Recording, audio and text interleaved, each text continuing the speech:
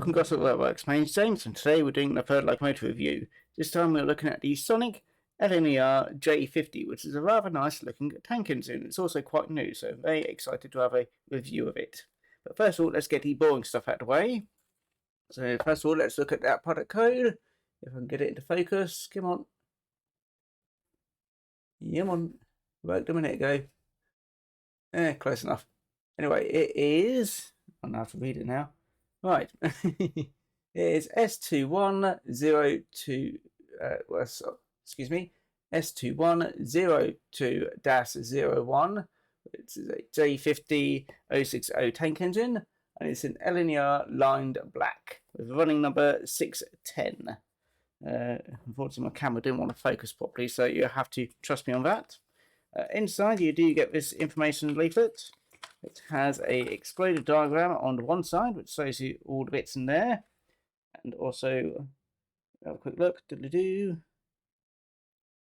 that all looks nice, and the warranty is at the bottom here. On the other side, it tells you about the accessory pack, which where to add them over here. The body removal screws, which are 4 of them there. Oiling over here. DCC fitting, which is basically remove the body and stick a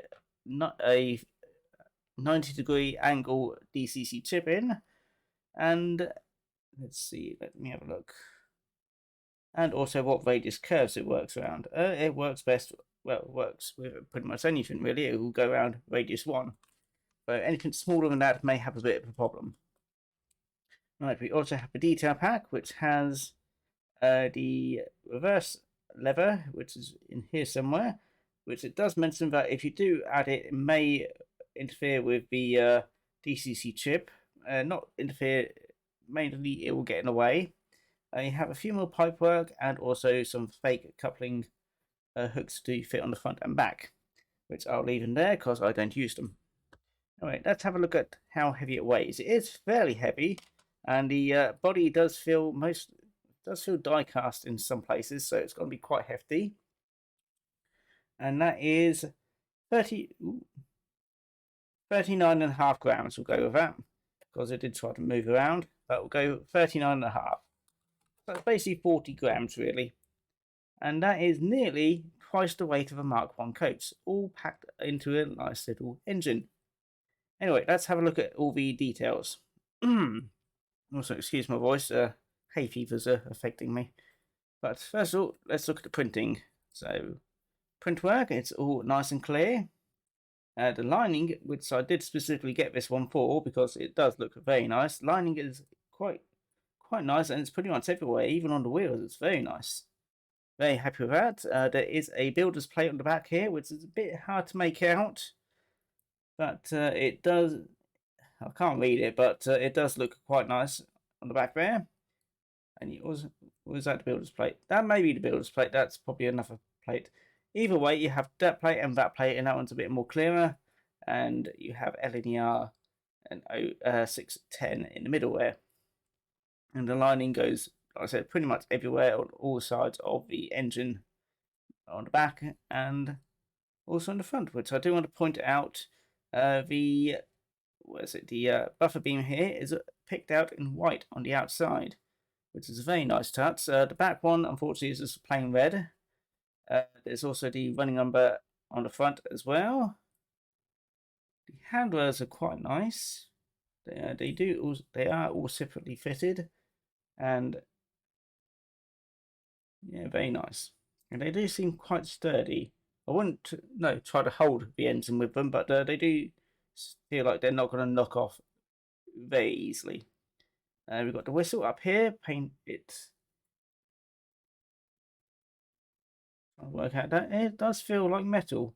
It's a nice little sharp feeling. So that may be a metal separately fitted piece. We've also got the safety valves there. It's yeah, they feel like metal as well, so that's nice to look at. Inside, which you can't see on the camera at the moment, maybe on the close-up, there is interior detail. I can see the regulator handle and a few bits of gauges and stuff like that on the inside. So it's a bit difficult to see, because I haven't got a light shining in there. But yes, you do have interior detail, even though there's a decoder in there as well. Well, the blanking plate at the moment. Coal, it's functional, and there is space on the top just to put another extra layer of real coal if you really want to. I don't know about removing it. It may not be much space underneath. On the back, you have the lamp brackets. Nice to see. It does have NEM pockets. Has no traction tires underneath, so it's all powered by itself. All-wheel pickup. It does have bearings on the inside, which is nice to see as well. Which I, excuse me. It does have nice shiny bearings underneath, which is nice to see. And sometimes I keep missing to mention in the other videos, but luckily most of the things I look at do have their own bearings as well. Let's see, it does have brake rodding, which is mostly moulded as part of the keeper plate. I do like that lining on the wheels. It's a very nice touch. Let's see, what else is there? There's the screws to remove the body. What else? Oh, yes, I remember now. Reverser rod. The actual reverser mechanism is actually in the little maintenance gap just there. Forgot to point that out. Yeah, it's very nice. And that reverser rod actually looks like it's made out of metal as well. So there's got a bit of metal down there, got metal up here. The windows are picked out. Well, first of all, they've got glazing, and they're picked out with a brass or gold rim, and also they're lined as well. So yes, there is lining pretty much everywhere apart from the bottom. But it's the bottom, and we're not going to look down there. But we have got lining on the wheels, so that makes up for it. So yes, there is lining absolutely everywhere, which is the reason why I got this one. But yeah, that's a very nice and handsome looking locomotive, even though it's a good engine really, but yeah, still very nice. Very happy with that. Anyway, I'm going to stop fawning over it and get it onto the turntable and tell you a bit more about the actual locomotive itself, and then we can get it onto my layout and to see how well it will run. So I'll see you in a bit. The LNER J50, which used to be known as the Great Western Railway Class J23, was a class of 060 tank steam locomotive. It had long side tanks that came to the front of the smokebox, which sloped forwards to improve visibility, and had a recess cut out to aid maintenance. 40 were built by the Great Northern Railway between 1913 and 1922, with a further 62 being added by the LNER between 1924 and 1939. They were given the nickname submarines due to their long tanks.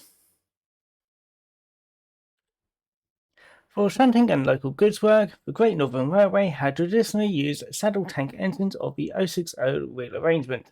The last of these, the class J13, having been built in 1909 to the designs of Henry Ivett.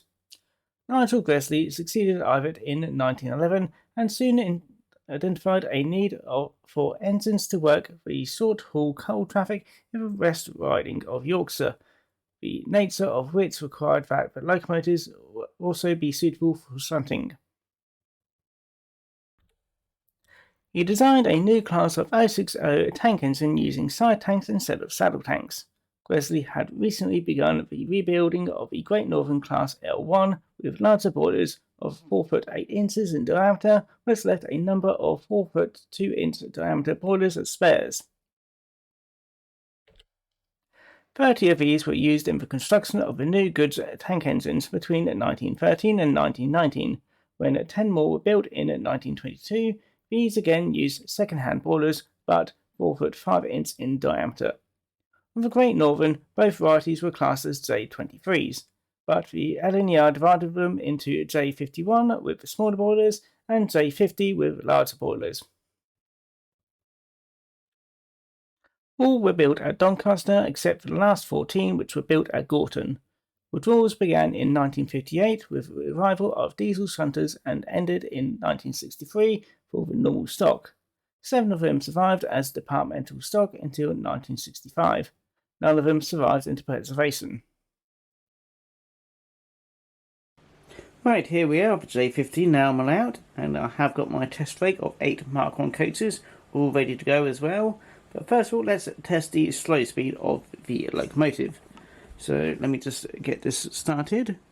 This is under DC because I haven't got round to DCCing it yet. I have got one last right angle decoder to put into it, so that will be living in there. But yeah, all I've done is basically give it a run round and basically run it in a little bit. But traditionally, you're meant to give about an hour each way, but I just gave it just a half hour each way. Anyway, slow speed. So, just mention DC may operate differently under DCC. So, edging it up till it starts going. Oh, there we go. Ooh.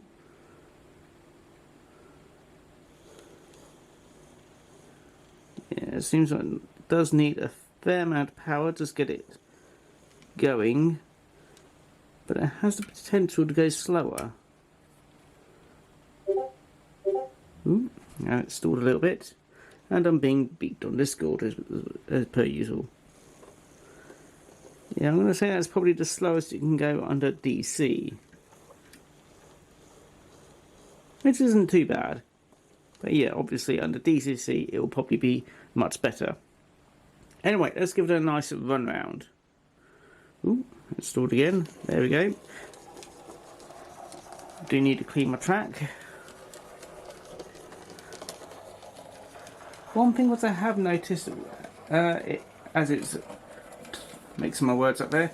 One thing which I have noticed while running it in, it does seem to have a slight wiggle. You'll see in a moment. But that is still running nicely. Let me just give you a shot from the front.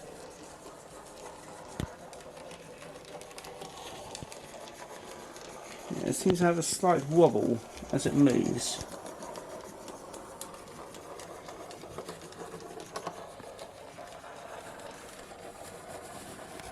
Yeah, I'm not too sure if it's just not keen on my track or something else inside, so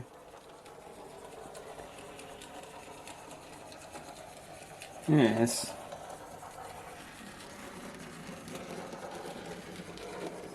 But it runs nicely around my track.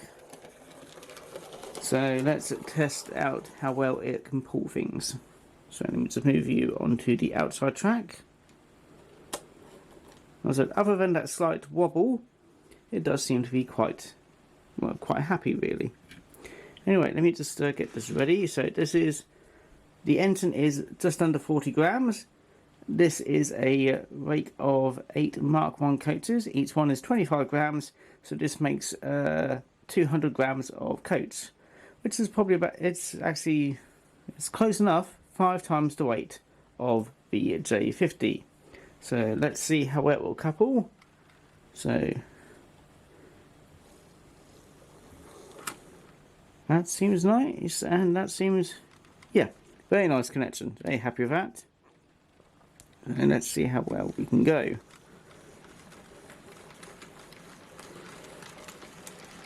There's that wobble again. But it is pulling 5 times its weight.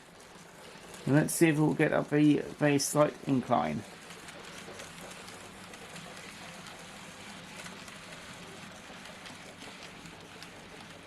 A little bit of slowdown there.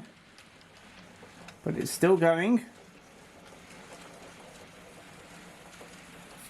So yeah, I'll say there's probably a bit too much for it, but it can do it. But comfortably, I'll probably put it about, we'll knock off 2 coaches, probably about 6 coaches. That seems about happy for it.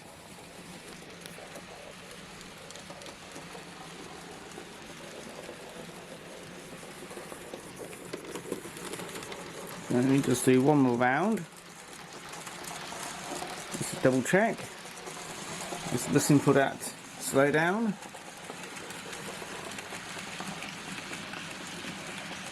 Yeah, there's a very slight slowdown there, and you can see it there.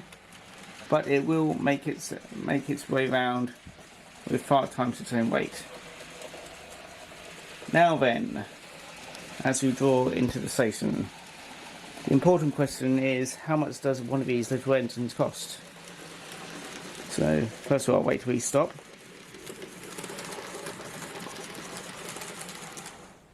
Right, there we go.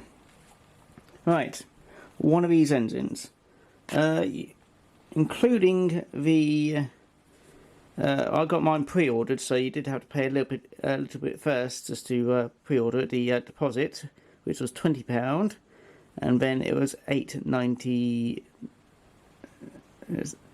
It's £89.95 or something like that. So it would round up to £90. So it's about £110 for the entire engine.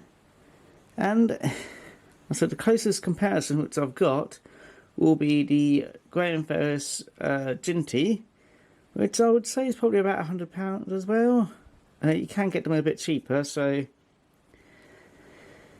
But that engine has been around a little while, so the the manufacturing for it has probably come down a bit. So this is a new engine, and it's the only one in N-gauge at the moment. For the only J50s available in N-gauge other than kit builds. It doesn't surprise me that the cost is a little bit more. So 110. You may be able to find them a bit cheaper if find a second-hand one, but since it's only just come out, second-hand may not be for a little while yet. But this does complete the amount of LNER engines which I want, because I only want 3 of each for anything which isn't Southern. So yeah, I'm quite happy with it. It's a nice little LNER tank engine which we are desperately needing in N-gauge. So if you do want a ready-to-run LNER tank engine which isn't older than myself, yeah, this is a very nice thing to pick up. And other than a wobble, I'm not too sure. Maybe just there's a bit of teething problems to begin with, or something slightly out of alignment on my particular version. It's still a nice engine. The only odds is probably just my track, but either way, I would recommend having a look at this if you really do want a LNER tank engine, because, as I said, we don't have many in N-gauge, and even fewer which are younger than, I don't know, I said 30 years old, because most of them, I think the only ones I've seen is the austerity tank, the saddle tank one, which I can't remember the actual, the J94 or something like that. I don't remember LNER numbers, unfortunately. And then there's the Holden's one, which is older than time. So yes, we're very lacking of LNER tank engines. So yes. But like I said, I would recommend this if you want something a bit more modern and also DCC compatible. So yeah, very happy with it. And also, I do love the lining all over it. So very happy with that. So I do think it is worth an extra £10 if you want a reasonably reliable runner. So yeah, very happy with it. I would say do have a double check, if everything is fitting nicely inside. But yeah, I'm happy with that. And yeah, that's the end of the video really. So yeah, I hope you enjoyed the engine. Do you like it? Do feel free to let me know. Do you have your own J50? Does yours wiggle about on the track? Yeah, put it down in the comments. But otherwise, yeah, I'll see you all again next time. So if you do like the video, feel free to like, comment and subscribe. Otherwise, I hope you all enjoy your day, and that's going to be it for me. So yeah, I'll see you all again, and we'll see the J50 again some other time. So take care now. Bye bye. There it goes. Bye bye now.